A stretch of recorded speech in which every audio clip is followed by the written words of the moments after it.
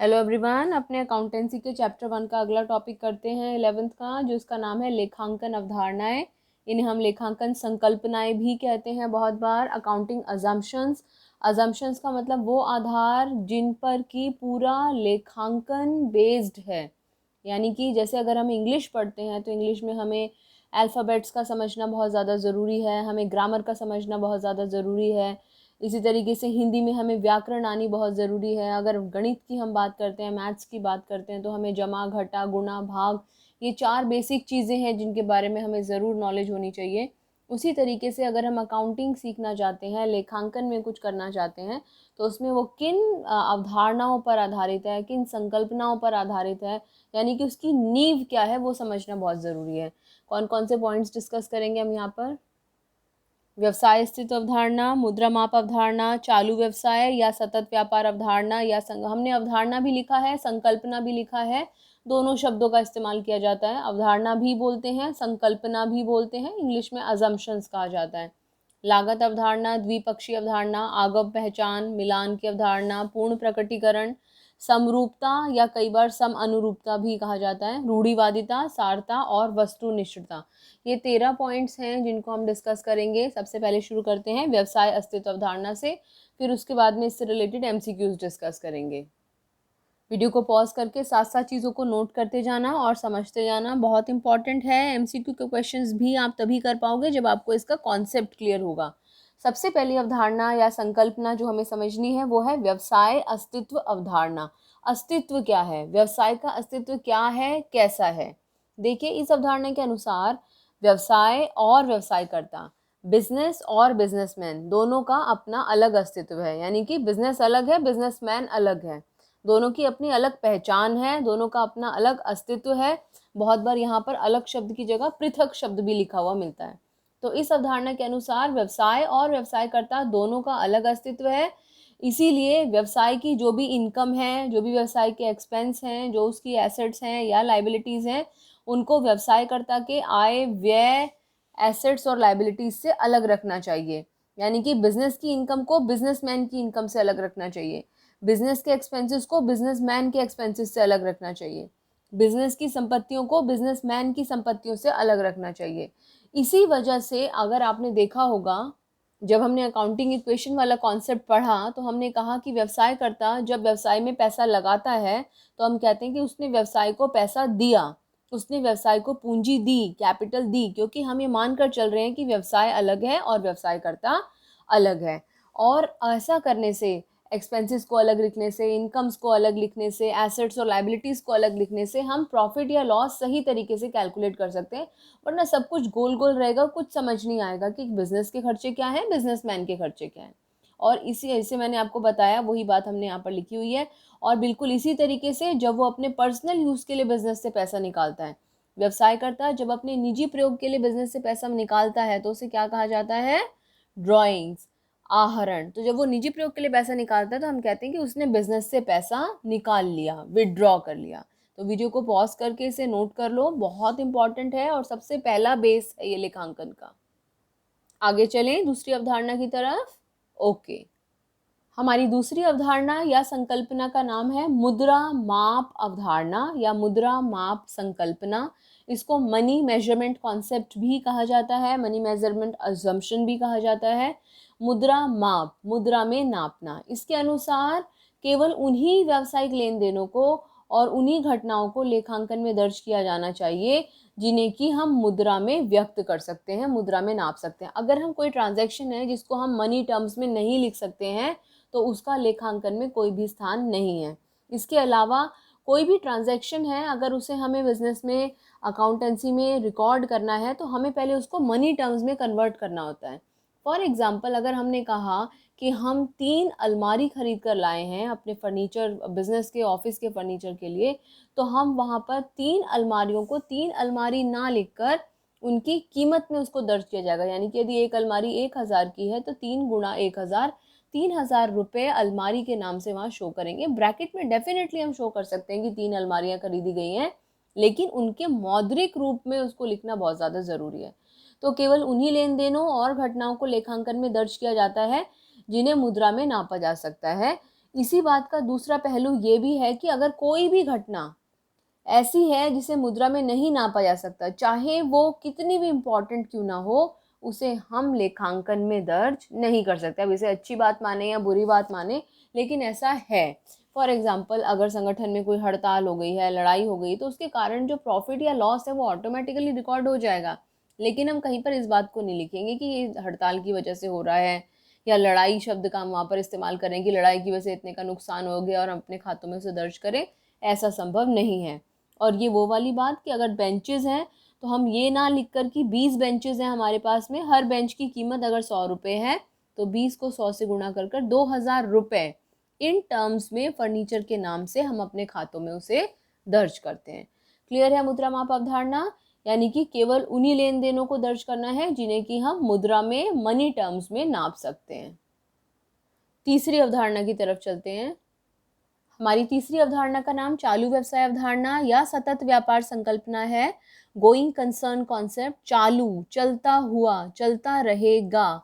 इस अवधारणा के अनुसार ऐसा माना जाता है कि व्यवसाय लंबे समय तक चलता रहेगा और अभी निकट भविष्य में उसका समापन नहीं होगा। हम ये मान के चल रहे हैं, हम आशावादी सोच के साथ में बिजनेस शुरू करते हैं कि आज हम शाम को अपना ऑफिस क्लोज करके जा रहे हैं और कल फिर सुबह होगी, कल फिर हम आएंगे, कल फिर हम ऑफिस अपना खोलेंगे और अपने काम को कंटिन्यू करेंगे। तो चालू व्यवसाय संकल्पना का मतलब है व्यवसाय चालू रहेगा, चलता रहेगा। कितने समय तक चलता रहेगा? लंबे समय तक चलता रहेगा। क्लियर है ये बात? और इसी वजह से जो भी एसेट्स हैं उनको जब भी हम खातों में रिकॉर्ड करते हैं तो हम ये नहीं पता लगाते कि उनकी मार्केट में क्या कीमत है। बाजार में किसी चीज़ की कीमत पता लगाने के लिए हम कब जाते हैं? जब हमें ये इच्छा होती है कि हम इस वस्तु को बेचेंगे, लेकिन हम तो उसे बेचना नहीं चाहते हैं। हम उसे उस कीमत पे दर्ज करते हैं जिस कीमत पर हमने उसे वास्तव में कभी खरीदा था, या फिर अगर उसमें उसकी कीमत में कुछ गिरावट आ गई, जैसे हमने उसको यूज़ करते चले गए तो ह्रास हो गया है, डेप्रिशिएट हो गई है, तो उसको हम घटाते चले जाते हैं। तो इसी कारण से चालू व्यवसाय अवधारणा की वजह से ही संपत्तियों को खातों में या बैलेंस शीट में उस मूल्य पर लिखा जाता है जिस मूल्य पर उसे खरीदा गया है, ना कि उसके बाजार मूल्य पर। क्योंकि अगर हम बाजार मूल्य का पता लगा रहे हैं तो हम ये मान के चलते हैं कि भाई कहीं ना कहीं हमारे दिमाग में इसको बेचने की बात है।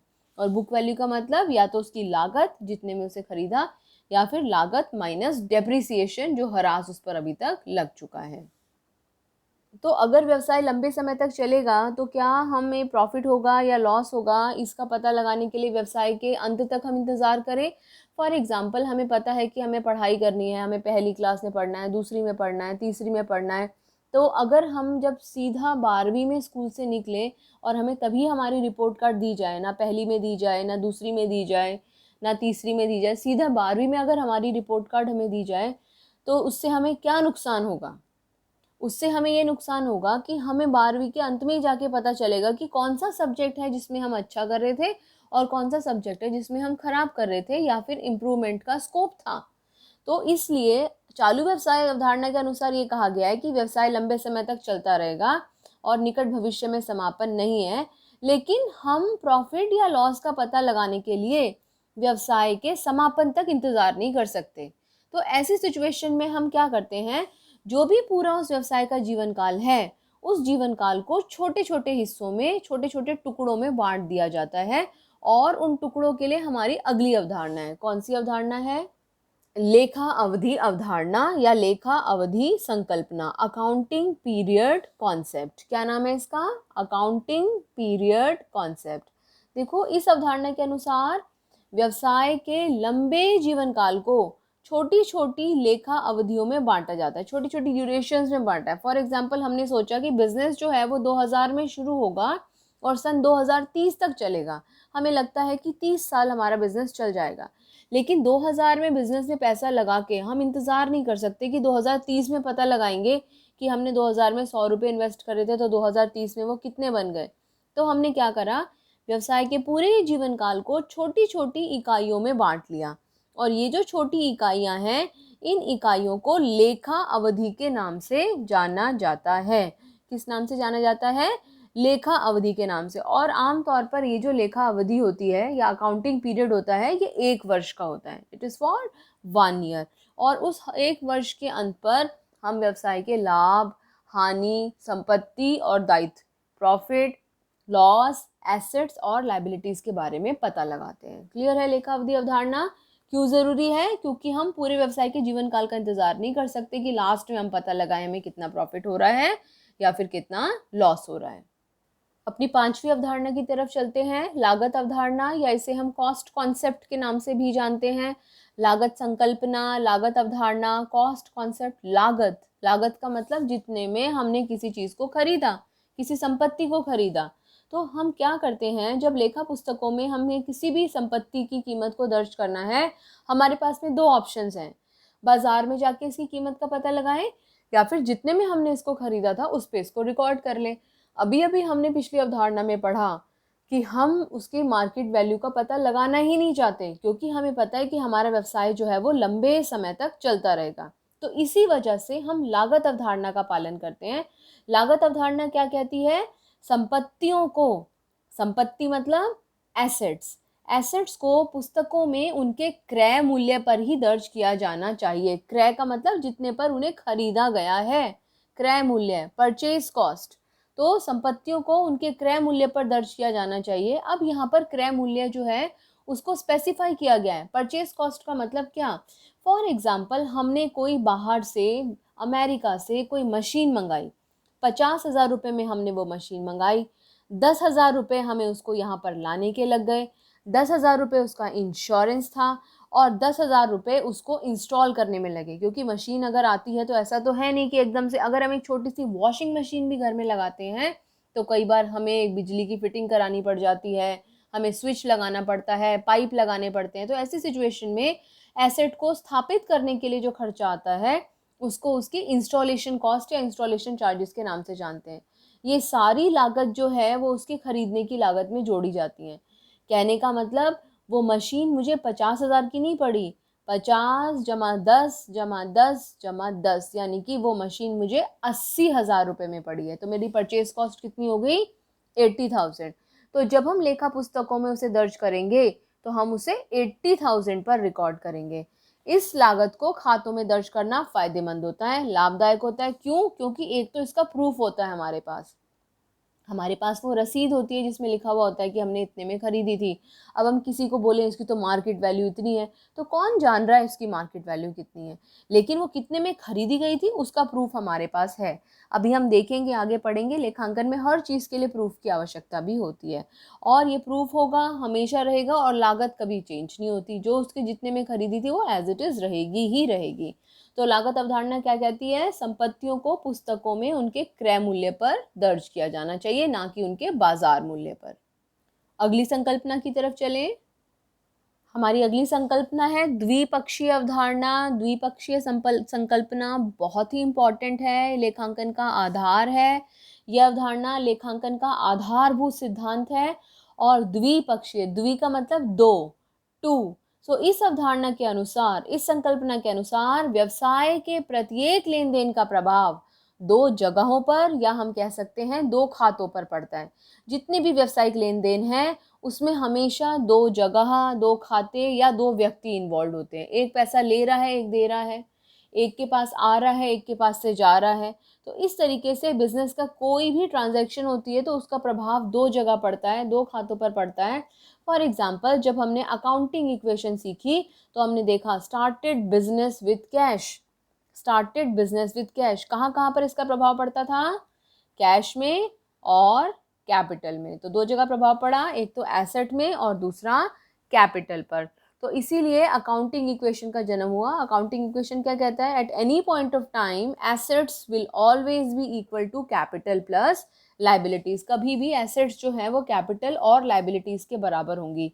यानी कि जो भी हम संपत्ति खरीदेंगे अपने पैसे से और उधार के पैसे से, इन दोनों ही का कंट्रीब्यूशन हो सकता है, इसके अलावा और कुछ नहीं। तो द्विपक्षीय का मतलब हर ट्रांजैक्शन के दो पक्ष हैं, दो पहलू हैं। द्विपक्ष का मतलब दो पक्ष या दो पहलू। क्लियर है ये बात? तो अभी तक हमने इतनी अवधारणाएं डिस्कस कर ली। व्यवसाय जो है वो लंबे समय तक चलता रहेगा, कभी बंद नहीं होगा। कौन सी अवधारणा? सतत व्यापार अवधारणा। इस व्यवसाय की अवधि को छोटे छोटे हिस्सों में बांट दिया जाएगा। कौन सी अवधारणा? लेखा अवधि अवधारणा। संपत्तियों को उस कीमत पे दर्ज किया जाएगा जिस कीमत पर कभी उन्हें खरीदा गया था। कौन सी अवधारणा? लागत की अवधारणा। हर पहलू के, हर ट्रांजैक्शन के दो पक्ष, हर लेन देन के दो पक्ष हैं। कौन सी अवधारणा? द्विपक्षीय अवधारणा। और किसी ट्रांजैक्शन को हम तब तक दर्ज नहीं कर सकते जब तक हम उसे मनी टर्म्स में ना लिख सकें। कौन सी अवधारणा? द्विपक्षीय अवधारणा। ठीक है, तो अब यहाँ तक हम कंप्लीट कर चुके हैं। अगली वीडियो में हम यहाँ से शुरू करेंगे। आगम पहचान, मिलान, पूर्ण प्रकटीकरण, समअनुरूपता, रूढ़िवादिता, सारता और वस्तुनिष्ठता। बहुत इंपॉर्टेंट टॉपिक है ये, तो इसलिए ध्यान से इसको समझना, नोट्स बनाना और फिर ये अगली वाली वीडियो देखो। Thank you, God bless you.